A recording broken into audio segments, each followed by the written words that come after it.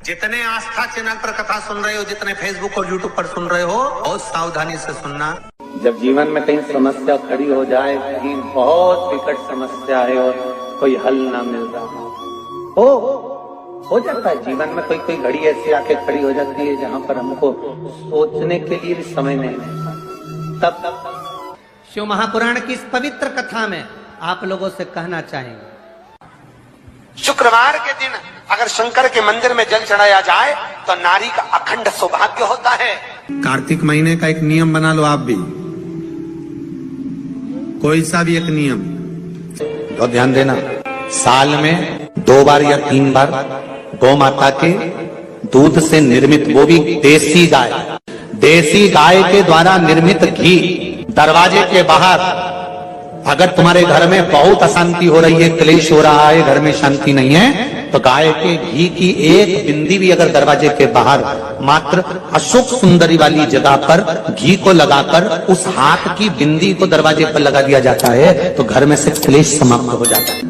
कभी कभी अगर ऐसा लगे जीवन में कि दुख बहुत ज्यादा आ गया है, बहुत तकलीफ आ गई है, तो लाल चंदन को घिसकर उस लाल चंदन का लेपन भगवान शंकर पर कर फिर पानी चढ़ाओ। अघोरेश्वर महादेव का नाम लेकर आप चढ़ाना प्रारंभ करिए, बाबा आपका कार्य 3 महीने के अंदर पूर्ण कर देगा, सफलता। प्रयास करो, बेलपत्री मिले, उस बेलपत्री पर लाल चंदन 3 पत्तियों पर लगाकर लाल चंदन बेलपत्री के वृक्ष के नीचे समर्पित कर उसी बेलपत्री के वृक्ष के नीचे का बेलपत्र वापिस लेकर श्री शिवाय नमस्तुभ्यं बोलकर आपकी कामना कहकर भगवान शिव पर अघोरेश्वर महादेव का नाम लेकर आप चढ़ाना प्रारंभ करिए, बाबा आपका कार्य 3 महीने के अंदर पूर्ण कर देगा, सफलता। अगर कोई संकट भारी है और निकट, जैसे किसी नारी का गर्भ नहीं ठहर रहा, 15 साल हो गए, 20 साल हो गए, 25 साल, जैसे इसने लिखा एक माता ने कि 18 साल की बेटी हो गई थी पर संतान में पुत्र नहीं, तो उसने भाव से कथा सुनी। ऐसे आपके भीतर अगर 20 साल हो गए, 25 साल हो गए, 30 साल हो गए, संतान का सुख ही नहीं है, लाल चंदन का लेपन बाबा भोलेनाथ पर करना प्रारंभ करो, पीठिका पर लाल चंदन का लेपन करना प्रारंभ करो, लाल चंदन से बाबा का श्रृंगार करना प्रारंभ करो। एक बेलपत्री पर लाल चंदन, दोनों पत्ती नीचे वाली, जो नीचे की जो 2 पत्ती होती है, इस पे लाल चंदन और बीच वाली पत्ती पर पीला चंदन लगाकर बाबा के शिवलिंग को समर्पित करिए, बाबा से प्रार्थना करिए, रोज प्रार्थना करो। परंतु एक बात का स्मरण रहे, 25 साल हो गए, 20 साल हो गए, 30 साल हो गए, संतान नहीं, तो पहले जल से अभिषेक कराना, अभिषेक कराकर उस जल का आचमन करने के बाद हाथ को खासा करना, धोना, उसके बाद में फिर वापिस बाबा का स्नान कराओ, फिर चंदन का लेपन कराओ, फिर 1 लोटा जल चढ़ाकर बाबा का स्नान कराओ। बाबा का बड़ा सुंदर भाव से लाल चंदन से जो अभिषेक करता है, बाबा को लेपन कर फिर जल चढ़ समर्पित करता है, निश्चित है उसकी गोदी मेरा देव अधिदेव महादेव जरूर भरता है, ये निश्चितता है। हम तो बेटियों से भी कहते हैं, जिसका विवाह नहीं हो रहा हो, 25 साल, 30 साल, 27 साल, 28 साल, 32 साल, 40 साल हो गए हो, नहीं हो रहा हो बेटा बेटी का विवाह, उसे लाल चंदन का प्रयोग अशोक सुंदरी वाली जगह पर 7 बिंदी लाल चंदन की लगाकर 7 बेलपत्र 7 बिंदी पर रखिए और महाराज अपनी कामना कर भगवान से आइए, बाबा देगा, करेगा, 3-4 महीने में विवाह पक्का करेगा। ये लाल चंदन की महत्वता है शिव तत्व।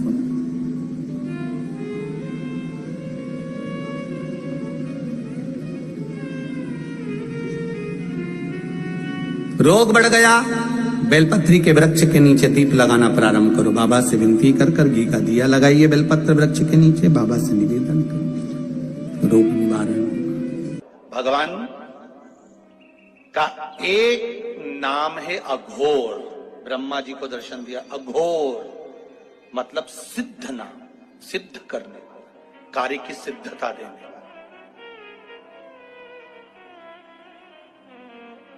और बहुत ध्यान से सुनना भाई, नवेगांव वालों, फिर कहूंगा, अगर दिल में कोई बात है और आपकी वो कामना पूरी नहीं हो रही, बहुत प्रयास कर लिया आपने, कामना सिद्ध नहीं हो रही, 1 लोटा जल, एक जल का पात्र लीजिए उस जल के पात्र को लेकर उसमें थोड़ा सा लाल चंदन डालकर बेलपत्री के वृक्ष के नीचे और देवादिदेव महादेव को चढ़ाना प्रारंभ कर दीजिए। शिव को चढ़ाना थोड़ा सा, उसके बाद में 1 लोटा जल स्वच्छ फिर शिव जी को चढ़ाओ। शाम के समय पर दिया लगाऊंगी मैं बेलपत्री के पेड़ के नीचे, पीपल के वृक्ष के नीचे या आंवले के वृक्ष के नीचे। वहां लगाने नहीं जा सकती तो अपने दरवाजे के बाहर लगाऊंगी, तुलसी के क्यारे में लगाऊंगी। ये भी नहीं कर सकती, परिंदे पर दिया लगाऊंगी, जहां पानी का मटका हो, हंडा हो, वहां लगा दूंगी। ये भी नहीं कर सकती तो पूरे कार्तिक के महीने में दरवाजे पर मैं पानी छीटूंगी।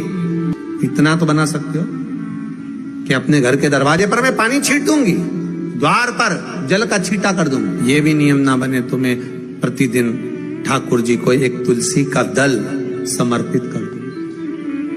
श्री शिवाय नमस्तुभ्यम, सब बोलिए एक बार जमकर, श्री शिवाय नमस्तुभ्यम। प्रैक्टिकल जरूर करना, कहीं सियोर वाला महाराज झूठ तो नहीं बोल रहा। शास्त्रों की बातें हमारे जीवन में हमें सुख प्रदान करे, इसलिए इस भाव का आनंद करते हुए आज की कथा को विराम देते हैं। श्री शिवाय नमस्तुभ्यम। मेरे चैनल को सब्सक्राइब करें, बेल आइकन प्रेस करें, जिससे कि आपको लेटेस्ट वीडियो। जितने आस्था चैनल पर कथा सुन रहे हो, जितने फेसबुक और यूट्यूब पर सुन रहे हो, बहुत सावधानी से सुनना। 2 बार पशुपति व्रत कर लिए, आपने ये कर लिया, आपने प्रदोष कर लिया, आपने सोमवार कर लिया, आपने सारे अनुष्ठान कर लिए, बहुत सारे उपाय भी करे। तो शुक्रवार के दिन अगर शंकर के मंदिर में जल चढ़ाया जाए तो नारी का अखंड सौभाग्य होता है। शुक्रवार के दिन बेलपत्री के वृक्ष के नीचे बैठकर घृत का दिया लगाकर शरीर में जो रोग है उसका स्मरण कर कल करके देखना। जो बच्चा चिड़चिड़ कर रहा हो, बहुत गुस्सा कर रहा हो, बहुत गुस्सा, जो बहू चिड़चिड़ कर रही हो, जो सास चिड़चिड़ कर रही हो, भाई बंधु कुटुंब कोई चिड़चिड़ कर रहा हो, बहुत क्लेश घर में हो रहा हो, एक कटोरी में पानी लो, तुमरुका जी का नाम लो, शिव जी का नाम लेकर, तुमरुका जी का नाम लेकर थोड़ा सा पानी का आचमन करा दो। 10 मिनट 5 मिनट में एकदम चुप, लड़ी नहीं सकती, गुस्सा। लक्ष्मी सबसे ज्यादा प्रसन्न कौन से दिन होती है? जम के बोलिए जरा। शुक्रवार। तो शुक्रवार को लक्ष्मी सबसे ज्यादा प्रसन्न क्यों होती है? शिव महापुराण, यहाँ तक विष्णु पुराण करती है, स्कंद पुराण वर्णन करती है, कार्तिक खंड वर्णन करता है कि तुलसी का क्यारा गोल है, चौकोर है, षडाकार का है। उसका भी प्रमाण हमारे शास्त्र में लिखा हुआ है कि अगर तुलसी का कुंड गोल है तो वो ऐश्वर्य प्राप्त करता है, तुलसी का कुंड चौकोर है तो वंश की वृद्धि करता है, तुलसी का कुंडा अगर षडाकृति का है, 6 फलक वाला है तो वो घर में संपदा की वृद्धि करता है। ये तुलसी के कुंड का भी प्रमाण हमारे यहाँ शास्त्रों में लिखा हुआ है कि कुंडा कैसा होना चाहिए, तुलसी के कुंड की आकृति कैसी होना चाहिए। उसका प्रसन्न होने का कारण क्या था? लक्ष्मी जी के 2 भाई थे, दोनों की शादी नहीं हो रही थी, दाता और विधाता, दोनों का विवाह नहीं हो रहा। और दाता विधाता के लिए लक्ष्मी बड़ी परेशान थी, रोज नारायण से कहती थी प्रभु कुछ कृपा करिए, दाता विधाता का विवाह नहीं हो रहा, उम्र होती चली जा रही है, इनका कुछ करिए प्रभु, आप नारायण आप कुछ तो कर सकते हो। भगवान नारायण ने तब लक्ष्मी से कहा एक काम करो, बेलपत्री के पेड़ के नीचे बैठकर लक्ष्मी तुम अनुष्ठान करो तुम्हारे भाइयों के विवाह के लिए। इसलिए आज भी हमारे हिंदू धर्म की रीति है कि बेलपत्री के पेड़ के नीचे शाम के समय लक्ष्मी का वासा होता है। इसलिए लोग इस बेलपत्री के पेड़ के नीचे तुम्हारा रात्रि को शाम को 6 बजे से लेकर रात्रि को 8 बजे तक तुम्हारा निवास होगा। जैसे पीपल के पेड़ में देवताओं का निवास, आपको आप लोगों ने यदि पद्म पुराण पढ़ी होगी या सुनी होगी तो उसमें स्पष्ट कहा है। पीपल के वृक्ष की गणना ध्यान देना, पीपल के वृक्ष में सुबह 4 बजे से लेकर 7 बजे तक ब्रह्मा जी का वासा होता है। पीपल के वृक्ष में सुबह 7 बजे तक ब्रह्मा जी का वासा, 7 बजे से लेकर 10:30 बजे तक पीपल के वृक्ष में भगवान विष्णु का वासा होता है। कितनी बजे तक? 10:30। 10:30 से लेकर 11:30 12 बजे तक पीपल के वृक्ष में पितरों का वासा होता है। इसलिए हमारे यहाँ पितरों को श्राद्ध पक्ष में जो भोजन कराया जाता है वो 10:30 से 12 के बीच में कराया जाता है। 12 बजे के बाद पीपल के वृक्ष में दोपहर के 1:30 बजे तक आहूतों का वासा रहता है। आहूत कौन? जो गर्भ में शांत हो गए, जो कुंवारी अवस्था में शांत हो गए, जो जन्म लेने के बाद उनका विवाह नहीं हुआ और शांत हो गए, उन आहूतों का वासा उस पीपल के वृक्ष में दोपहर में 1:30 बजे तक रहता है। उसके बाद में प्रेतों का वासा चालू होता है। इसलिए दोपहर के समय पीपल के पेड़ की परिक्रमा नहीं होती। फिर शाम को 4 बजे से 7 बजे तक पीपल के वृक्ष में शंकर जी का वासा होता है, इसलिए शाम के समय पीपल की परिक्रमा नहीं होती। 7 बजे के बाद में पीपल के वृक्ष में रात्रि को 9 बजे तक कुबेर का वासा होता है। फिर 9 बजे के बाद में प्रेतवास चालू होता है पीपल के वृक्ष में। उसी तरह बेलपत्री का जो वृक्ष है, उस बेलपत्री के वृक्ष के नीचे रात्रि को 8 बजे से लेकर 12 बजे तक बेलपत्री के पेड़ के नीचे कुबेर का निवास होता है। महाराज, कुबेर का निवास।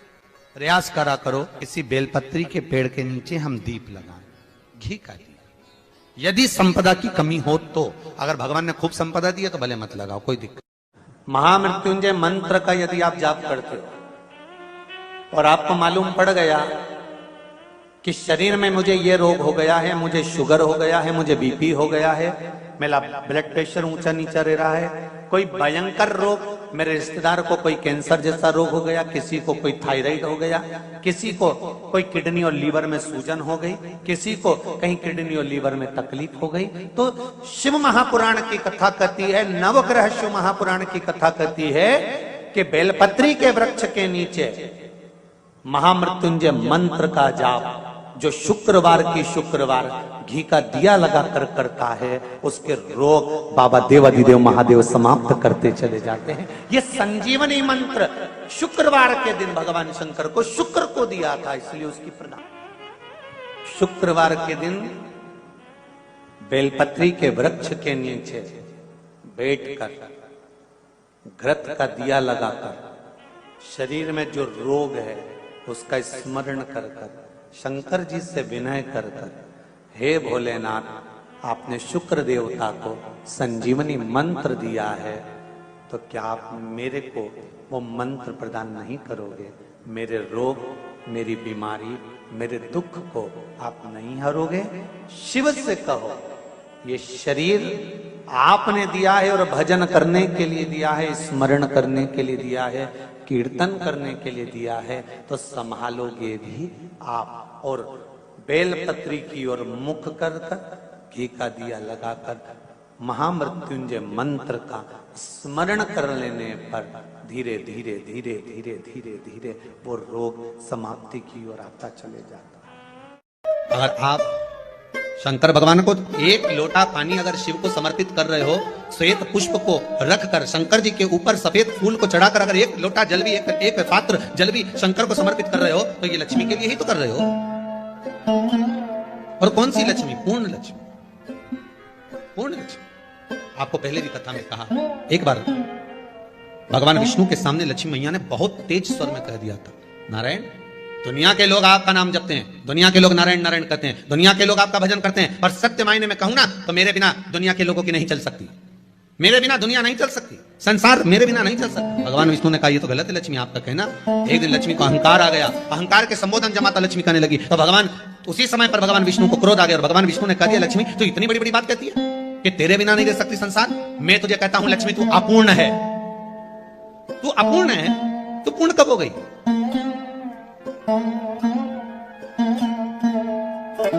तेरी पूर्णता कहां हो गई? लक्ष्मी की आंख से आंसू बहने लगे, आज आपने मुझे अपूर्ण कहा। आपको मालूम है आप मुझे अपूर्ण कर रहे हो? आपको ये ज्ञात हो रहा है आप मुझे अपूर्ण कर रहे हो? भगवान कहते हैं हाँ लक्ष्मी, मैंने तुझे अपूर्ण कहा। अपूर्णता का मतलब आप जानते हो ना? भगवान कहते हैं लक्ष्मी मैं सब जानता हूं। लक्ष्मी रोती हुई माता सरस्वती के पास पहुंच गई। सरस्वती ने पूछा क्या बात है लक्ष्मी, क्यों रो रही हो? लक्ष्मी जी ने कहा क्या बताऊं सखी, मेरे पति ने आज मुझे अपूर्ण कह दिया। तो क्यों रो रही है तू? अपूर्ण अगर कह दिया, पति ने ही तो कहा है ना, तो क्यों रोना? चल मेरे साथ। और सरस्वती मैया माता लक्ष्मी को लेकर सीधे पहुंच गई माता पार्वती के यहाँ। जब पहुंचे माता पार्वती ने लक्ष्मी जी को देखा और सरस्वती को देखा तो पूछा कि बात क्या है, क्या हो गया ऐसा, क्या हुआ क्या है ऐसा जो तुम दोनों आज मेरे पास में आई? क्या हुआ? पार्वती जी कुछ बोलती, शिव जी का ध्यान माता सरस्वती की ओर और लक्ष्मी की ओर गया और भगवान शंकर जान गए कि आज भगवान नारायण ने लक्ष्मी जी को अपूर्ण कहा है। अब देखें माता पार्वती क्या कर सकती है, इसको पूर्ण बनाने के लिए करेगी क्या? क्या हुआ? माता सरस्वती जी बोली लक्ष्मी को अपूर्ण कर दिया। अपूर्ण कर दिया? हाँ, तो क्या सोचना उसके लिए? इसको मैं अभी पूर्ण बना देती हूँ। माता जगतजननी पार्वती ने गोदी में विराजमान गणेश जी को उठाया और उठाकर लक्ष्मी जी की गोद में दे दिया। ले लक्ष्मी, आज से तो पूर्ण हो गई। लक्ष्मी, आज से तो पूर्ण। गोदी में जब तक संतान नहीं है तो नारी को लोग अपूर्ण समझते हैं, पर माता पार्वती जी ने संपूर्ण ब्रह्मांड में एक सिद्धता प्रदान कर दी कि अपने गोदी के लाल को, अपने गोदी के पुत्र को माता ने लक्ष्मी की गोद में देकर लक्ष्मी को पूर्ण बनाया। शिव महापुराण यहाँ तक विष्णु पुराण करती है, स्कंद पुराण वर्णन करती है, कार्तिक खंड वर्णन करता है कि तुलसी का क्यारा गोल है, चौकोर है, षडाकार का है। उसका भी प्रमाण हमारे शास्त्र में लिखा हुआ है कि अगर तुलसी का कुंड गोल है तो वो ऐश्वर्य प्राप्त करता है, तुलसी का कुंड चौकोर है तो वंश की वृद्धि करता है, तुलसी का कुंडा अगर षडाकृति का है, 6 फलक वाला है तो वो घर में संपदा की वृद्धि करता है। ये तुलसी के कुंड का भी प्रमाण हमारे यहाँ शास्त्रों में लिखा हुआ है कि कुंडा कैसा होना चाहिए, तुलसी के कुंड की आकृति कैसी होना चाहिए, तुलसी का कुंड होना कैसा चाहिए, उसका भी प्रमाण हमारे यहाँ स्कंद पुराण में लिखा हुआ है, विष्णु पुराण में लिखा हुआ है कि आपको क्या किस रूप में चाहिए। पर जगत है ना, दुनिया के आगे हाथ फैलाओ, जाकर निवेदन करो, यहाँ वाले बाबा के पास हो या वहाँ वाले बाबा के पास हो या उसके पास हो या उसके पास हो या जगत के पास जाओगे, दुख पाओगे, रुपया खाएंगे, चूना लगाएंगे, धक्के मारकर निकाल देंगे, 2-4-8 दिन घुमाएंगे फिराएंगे, कल आना परसों आना नरसों आना, ऐसा करना वैसा करना, बस बाबा यही घुमाते रहेंगे और तुम्हारे धन का चूना लगाते रहेंगे। पर निवेदन है इनसे बचकर शिव की शरण में जाकर भगवान शास्त्र में जो लिखा है उसके अनुसार हम क्यों ना कर्म करें जिसका फल हम पा जाएं। हम क्यों ना ऐसा कर्म करें जिसके फल को हम पा सकें। हम क्यों भ्रमित हुए? हमारे यहाँ तुलसी के कुंड का भी विधान है। गोल कुंडा है ऐश्वर्य देगा, चौकोर कुंडा है। आप लोग कई बार देखे होंगे किसी के यहाँ चौकोर तुलसी का क्यारा होता है, कुंडा होता है, वो वंश बड़ा, षडाकृति का है, वो धन देता है, संपदा।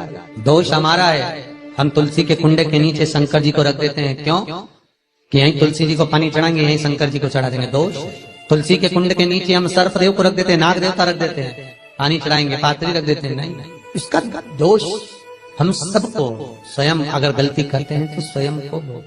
कैसा कुंड हो, 7 तरह के कुंडों का व्याख्यान तुलसी के रूप में कहा गया है। पहला गोल, दूसरा चौकोर, तीसरा षडाकृति, चौथा त्रिवेणी, 3 कोने वाला कुंडा। शास्त्र कहता है जिसके मार्ग घर में टुकड़े हो रहे हो, घर विभाजन की ओर हो रहा हो, तो 3 कोण का कुंडा घर में रखकर पूजा करने पर परिवार एक हो जाता है। 5वां, गार्डन में बिना कुंडे का, बिना कुंड का जो तुलसी का पौधा रोपित होता है, बिना कुंड के एक बगीचा जैसा बो दिया जाता है, तुलसी तुलसी उत्पन्न हो जाती है। महाराज वहां पर संपदा तो रहती है पर चिंता बहुत रहती है, टेंशन बहुत रहती है। क्यों? घर के दरवाजे के बाहर इतनी सारी बगीचे में तुलसा कर दी। कोई निकल कर जा रहा था उसने थूक दिया, कोई निकल कर जा रहा था उसने पानी डाल दिया, कोई श्वान ने, कुत्ते ने, किसी ने, बिल्ली ने गंदगी कर दी, उसका दोष आपको लगेगा। इसलिए कुंड के अंदर तुलसा का वो धन तो देगा, जो तुमने बगीचे में तुलसा लगाई है, गार्डन तुलसा का करा, वो धन तो देगा, संपदा भी देगा, पर चिंता को बढ़ा देगा। 5 मारा। 6, तुलसी के कुंड को 3 धार पर लटका कर रखना। कई जगह पर आपने देखा होगा तुलसी का जो कुंडा होता है उसको 3 जो तार होते हैं, 3 जो चेन होती है, उस पे लटकाया जाता है। महाराज विष्णु पुराण उसका भी व्याख्यान करते हैं। महाराज वहां व्यक्ति के कार्य उन्नति की सीढ़ी की ओर बढ़ जाते हैं। जैसे भोजन की थाली लग गई, भोजन तैयार हो गया, बस खाने बैठे हो और थाली खसक गई, समझ लेना कि तुलसी को अधर पर लटका कर रखा। इसलिए कार्य तो हो रहे हैं, बनने वाले, 4 दिन बाद ये काम होने वाला है, 8 दिन बाद ये काम होने वाला है, लग रहा है कि इसमें इतना फल मिलेगा, लग रहा है इस व्यापार को करेंगे तो इतना फायदा हो जाएगा, सब कुछ करा, लाखों रुपए लगा भी दिए, थाली मालूम पड़े खसक गई, अधर लटका है। 7 क्रम है तुलसी के, ये 6ठा क्रम बताया। तुलसी का 7वां क्रम, तुलसी का 7वां क्रम है। महाराज तुलसी का कुंडा